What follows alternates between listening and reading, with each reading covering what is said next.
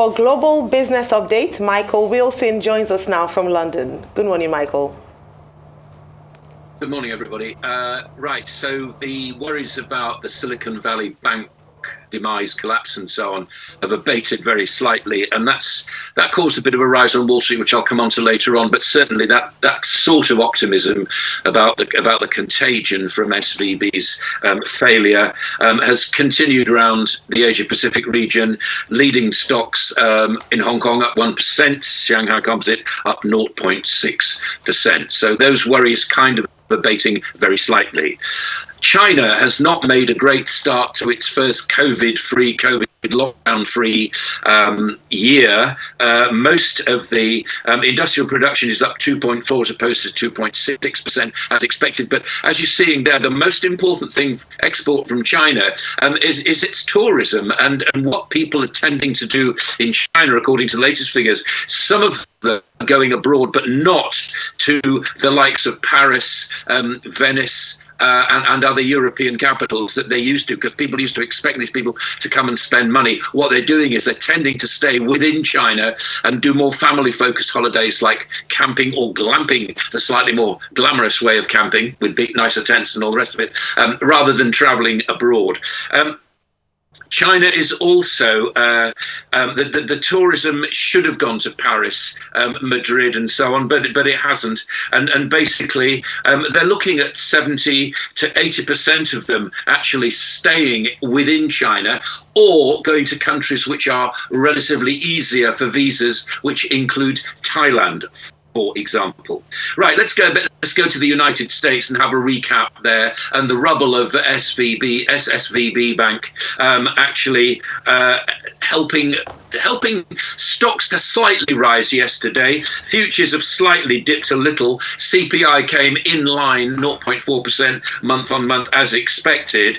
But what will the ripple effects of the SVB Silicon Valley Bank demise actually be? Mostly it's felt across the high-tech sectors who want to get their hands on money as quickly as possible for their startups. And also, there are more worries, and a load of this, I'm sure, is going to unravel from SVB's failure. They're looking at senior management, which sold $84 million worth of stock in the company before its demise, and they're wondering about insider trading there. In particular, the CEO, Greg Becker, who sold $30 million worth in the days just before the collapse, 3.6 million in the days before collapse, $30 million in total. So, people are wondering about this. Who knew exactly what was going to happen? Somebody must have. And in the meantime, of course, the buyout titans like KKR and Blackstone are looking at the SVB loan book and trying to work out which particular loans they want to take on.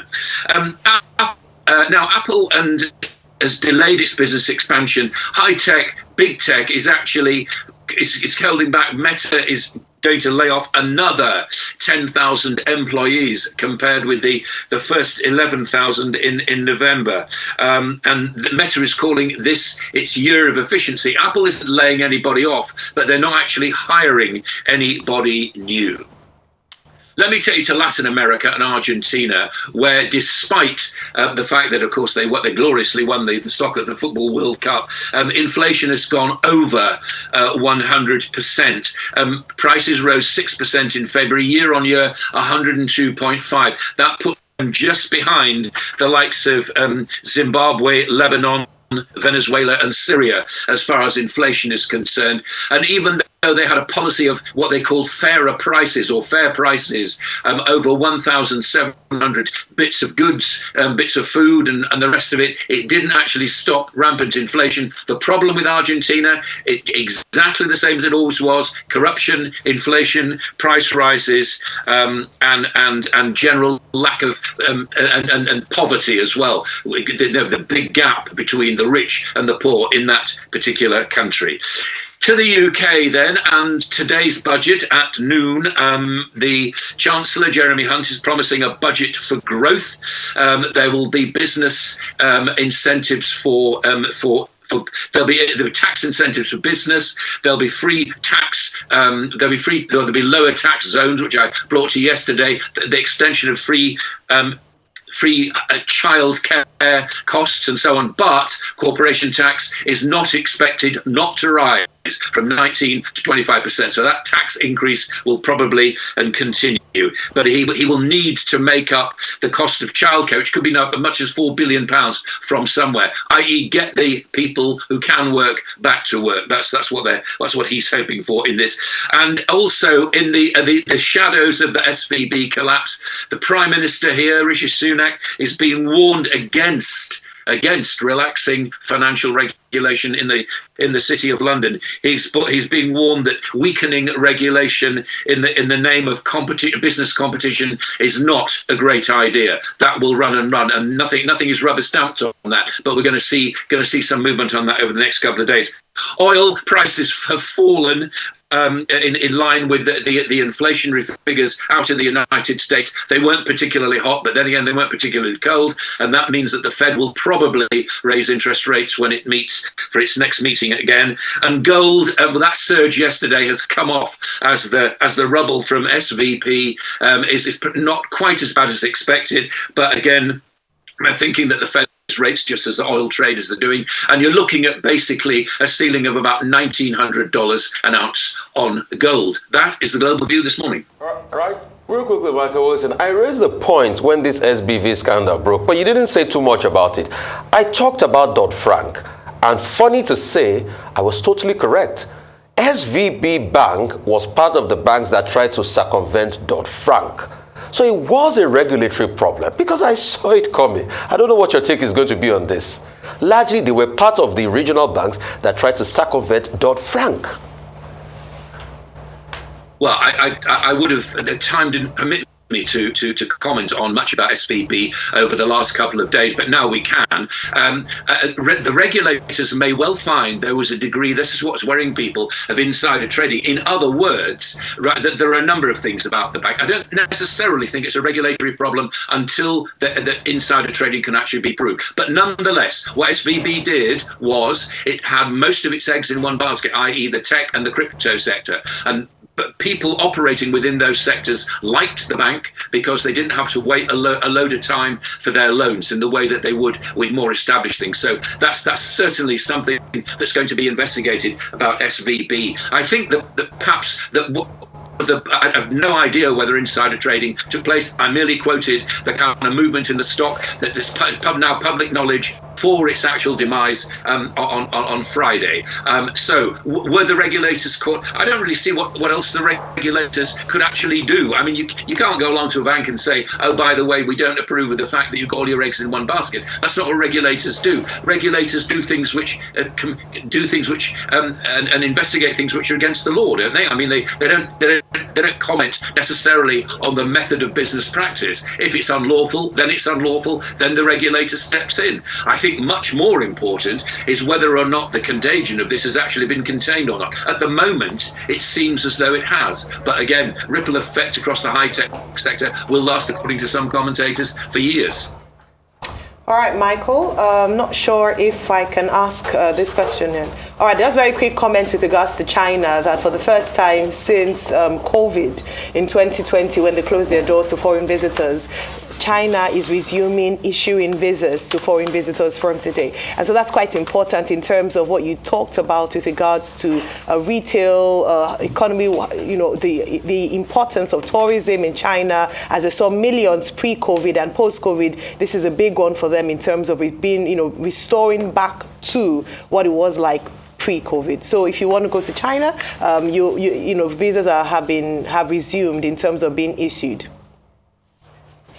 Yeah, I'm sure that's true. I was merely commenting on the fact that the other way around, you know, saying people coming away from China is what the rest of the world actually like, because they do spend a lot of money in the retail space, no question about that. But what they're doing is, according to latest trends, they're not going to the European places like Paris, Venice, Madrid, and so on that they used to, but they're going to where the Chinese tourists can actually get easy visas like Thailand, or not going abroad again, which will increase domestic consumption. A lot of money at play here, but so it works both ways. If you think that China is going to develop from its internal consumption, which I think it probably will have to do before it starts to look outside its borders, then that's a good move for them. But industrial production is down, and the growth figures. Remember what I was saying yesterday. The growth figure very, very modest. A very modest 5%. Now, lots of countries wouldn't mind 5%, but what the new premier is saying there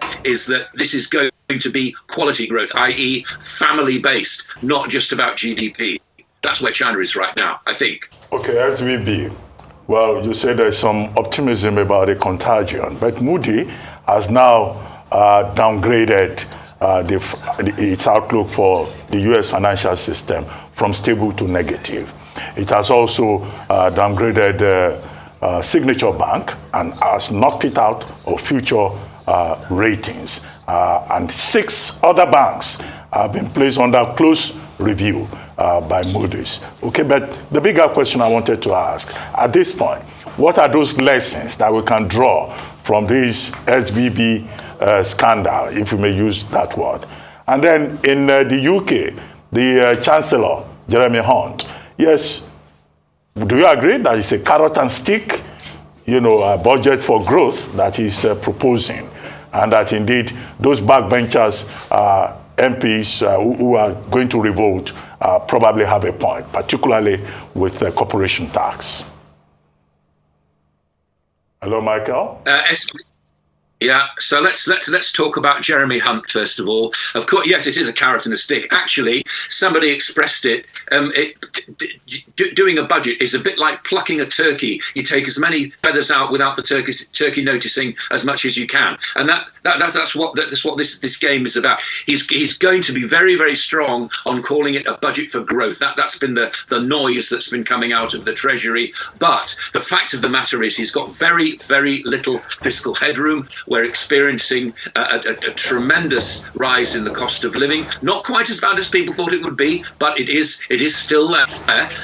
No question about that. So he's got very, very little room for manoeuvre. But what he wants to do, he feels as though he needs to clamp down on inflation before once he's done that, then he can start thinking about tax cuts. I suspect we're not going to see much before the normal kind of come-ons before the date of the next election, which will be sometime in 2025, I think. As far as SVB is concerned, lessons learned, well, all eggs in one basket is one of them. What would the regulator have done differently? Not quite sure. Moody's, now remember, Moody's and the rest of them missed the most important thing over the past few years. What did they miss? They missed the 2008 financial crisis. So you and I, Doctor, could have actually said exactly what Moody's have said about the overall banking sector and also Signature Bank as well. We know all about Signature Bank. That happened on Friday. Why has Moody's taken so long to talk about that? Why have the other regulators? And sure, there are other banks within the sights of this, but nobody has been clever enough to actually define exactly what happened. Question, why is that? Because they simply don't know. Does it reflect badly on the rest of the banking system? Yes, it probably does. Is it a Lehman moment? No, it's not. And if anybody had come to me, if I were a news editor and somebody had said, put that in a headline about this being banking's new Lehman moment, I would have said no. Go back to your desk and work it out. What's actually happened here is that the likes of SVB and another bank similarly that just based themselves on one particular thing and were caught out when interest rate rose. How can you possibly be caught out when interest rate rises? Why were they caught out? Because they bought government bonds. What happens to those bonds when interest rates go up? They lose their value. Of course they do. I mean, this is page one stuff. But again, it's not really something for the regulators. I think the big thing about SVB, the following will happen. which is all happening, that somebody's looking at the loan book. Somebody will buy SVB because it's actually quite a good idea to have a fast-moving bank, not necessarily in the way that it operated. And C, I think there'll be an investigation into insider trading. That's where I think it's going right now. I don't think the ratings agencies. I don't think if you're basing your loan book on ratings agencies, good luck with that. I'd much rather have somebody who actually looked at what's, as far as they could tell, what's really going on, because the ratings agencies missed the biggest financial crisis since the beginning of the century. Well, thank you very much, Michael. Thank you very much indeed. Now for business updates across the African continent, Rochus Udiri is here. Good morning, Rochus. Good morning, everybody. Good morning. Ayo, you look like Hollywood. You look like the Arise TV crew that covered the Oscars in Los Angeles. I tweeted the video. I put married colleague. I emphasize it because you know how Twitter is. All right, to the business of the day. Dr. Yemi Kale, congratulations to him. He is a new partner and chief economist at KPMG. We're very much looking forward to having him on Arise to discuss a number of economic affairs. Former statistician general of the Bureau of Statistics. He raised the standards at the Bureau. He just came out with a series of tweets yesterday saying exactly what I said when we're talking about the cash crunch impact on Q1 GDP.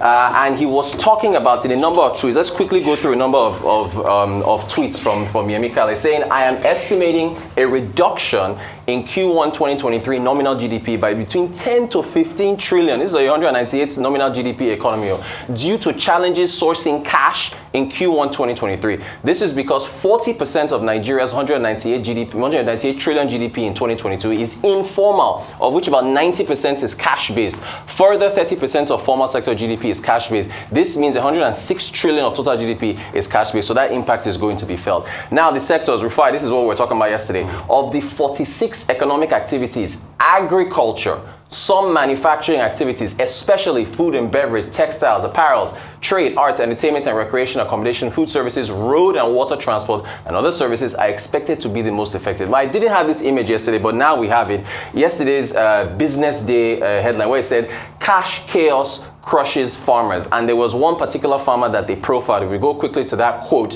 where the quote says, the cash shortage in the country has reduced the demand for goods and services as cost-conscious consumers are finding it difficult to meet their daily cash needs for transactions, forcing many to cut down purchases as most of the businesses, especially in the food sector, as Yemi Kale mentioned, are informal and heavily cash reliant. And this is Abdul Salam, the farmer. He says, the business from which I have earned my income is almost collapsing. I had to sell each basket of tomatoes half the production cost as people were not willing to buy owing to naira scarcity. He said he has to reduce prices so he could sell his goods. By the way, also he doesn't have a bank account. That is pointed out in the article. So look, again, you add the elections, you add the cash issues, you add fuel scarcity early in the year. All that, I think we are going to, normally you see a slowdown in Q1 GDP from Q4 because of that elevated activity from festive activities. But I think it's going to, and Yemi Kale there is saying it as well, it is going to be particularly pronounced due to what we've seen with these cash shortages. And by the way, I tried to buy bananas yesterday and the lady wouldn't take the old notes. Even though I told her the ATMs are dispensing, the banks are giving out old notes, the Supreme Court, the CBN has weighed in. There is still, of course, there needs to be this, anyway, we'll see how the news filters through to everyone. Quickly, from there, we go to the OPEC. OPEC, in fact, has actually confirmed that Nigeria output for oil was 1.3 million barrels per day in February. There's nothing much to say here. All we said is that if oil production is rising, it should flow into the reserves. Because here's another bit of news. So oil production is rising. Okay, that's all well and good. The Cable is reporting that banks have increased the processing time for foreign exchange outlays for tuition, and they've also cut down, I believe, personal travel allowance and business travel allowance down from about, I think it was about $3,000 to $2,000 for a quarter. So again, if oil production is rising, it should flow into the reserves, and you shouldn't see banks reducing or increasing the processing time due to FX shortages for applications from the formal window for FX. Finally, the Delta State debates, the all-important Delta State debates that are going on today. I am an indigene. I am from Delta State, but here I am in Lagos trying to make a living from myself. I have a WhatsApp group with a number of my cousins where on my maternal side, where we all talk about the issues in Delta State. There has been an outflow of youth from Delta State looking for means of living elsewhere. Take a look at these metrics for Delta State. Unemployment as of Q4 2020, 31%. That has probably increased since the time when the Bureau of Statistics looked through. Underemployment, 24.01%, meaning for the working age population in Delta State, you're looking at 55% unemployment, underemployment for people there. Ease of doing business ranking in Delta State is 34th. Out of 36, this is according to the budget. They need to bring this up at the debates this evening and then show this to the candidates so they can address the revenue breakdown. Delta State is disproportionately dependent on FAC allocations. 75% of Delta State's total revenue comes from FAC. Only 24% comes from internally generated revenue. It is poor. It doesn't stop there. GDP, 6 trillion. Does that filter down to the people? Look at your capital importation. Look at capital importation. $1 million. In 3 years, from 2019 to 2021, that is all the capital importation that came into Delta State. My God. Look at your per capita health spend, 2,900 naira. If you break down how much you're spending on for per that can't even treat malaria. They can't do anything. Then your per capita education spend is. So look, this debate, thank you, Arise, for putting this together. They really need to press these candidates today on how they're going to improve things. Because if things were better, I wouldn't be in Lagos. I'd be in Delta State working. And it's true. If it were to be many years ago, you will be in Delta, because knock on wood, Delta was successful. I remember it was an oil hub. I remember the massive development going on in Delta. I remember how the likes of the Musheshes, Ogenevos built estate. There was a big influx of expatriate community in Delta and well trickled down, but that's not the case any longer. That's a sad reality. But really, as regards those that keep touting that, yes, our production is increasing. Oil production, right? Shame on us and shame on them. You know why? Yeah.